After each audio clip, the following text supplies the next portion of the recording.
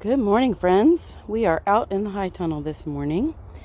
These are our chives. You can see they are chives gone wild.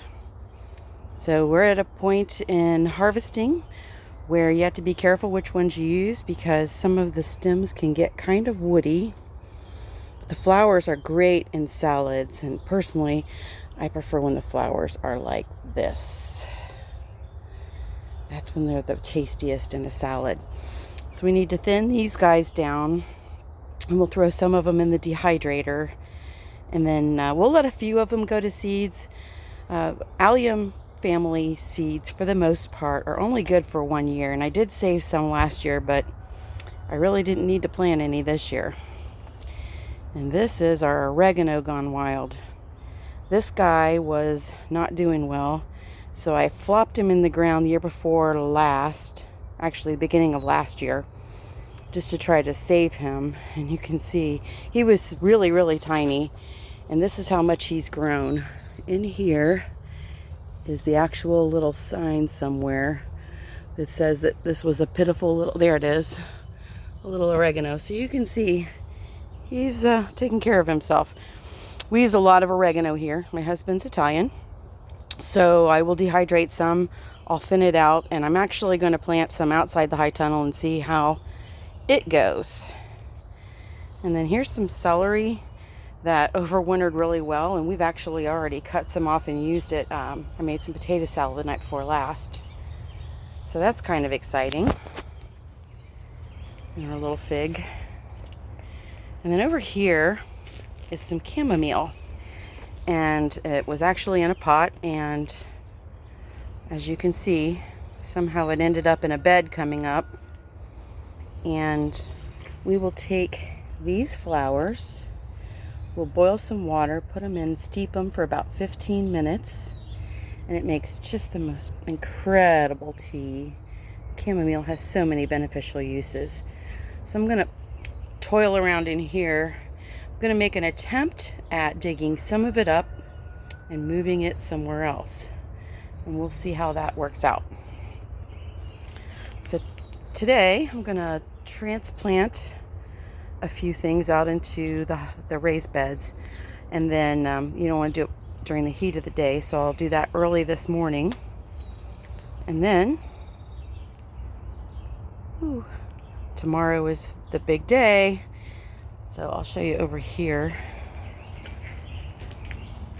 Our marigolds are popping, and these are straw flowers. Now if you notice, there are no, see the little square things? There are none of those in there. There are some things like onions and some of my flowers that I don't use the individual pots. These are so easy to separate when you literally just take your finger and stick it down in there and pop them out to transplant. And I've had a lot of success doing that. So that's what we're going to do there. And then let me show you over here. These are some birdhouse gourds that I just planted a few weeks ago. And this right here is the seed. Whoops, I just popped it off. A lot of people freak out when they see that, but that's just where the plant emerges from the seed itself. There you go.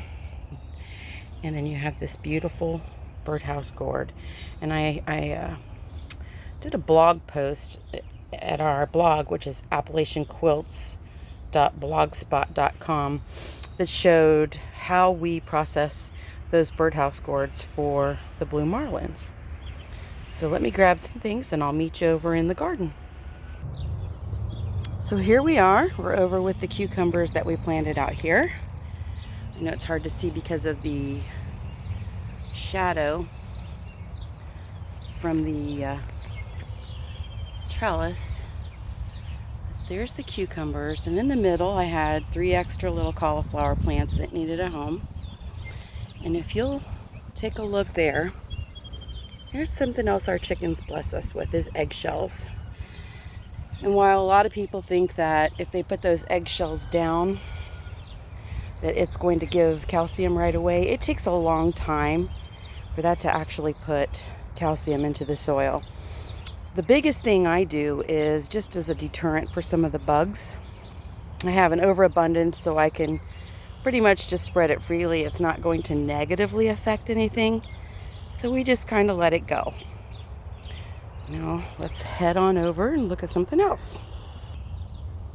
So this is the soil in one of our raised beds. And you can see this dark, rich soil. This is one of the few good beds we have. We bought some compost from a commercial supplier and found it to be more like sand than compost, not to mention all the plastic goodies that we got in it. And I could tell you war stories about some of the things we got. So what we're going to do is, I have a few San Marzano tomatoes that are looking like, even though they're not huge, they need to get in the soil. They need to stretch their legs. So what we'll do is we'll take off the true leaves on the bottom. And then I'm going to take off this little one here. And I have crazy sharp fingernails. They're super thick. Just to give this guy a good start. So what we'll do is we'll get him in the ground here. We're going to plant him super deep because they are a viner, and if you go deep, it seems to me they get a better foundation. And I will use my favorite gardening tool ever. This is a Hori knife, and I use this thing for everything from weeding to planting. This one is actually my husband's. I have a nicer one. But if I only had one tool to garden with, this would be it. I love the blades on the sides. I love what it does for pulling weeds, and it's so easy, if you look here, to plant things in the soil. You literally just do this and plop something in. So since I can't do that one-handed and I'm using my phone, I will call it a day. And be blessed, be a blessing, and we'll plant some more things soon.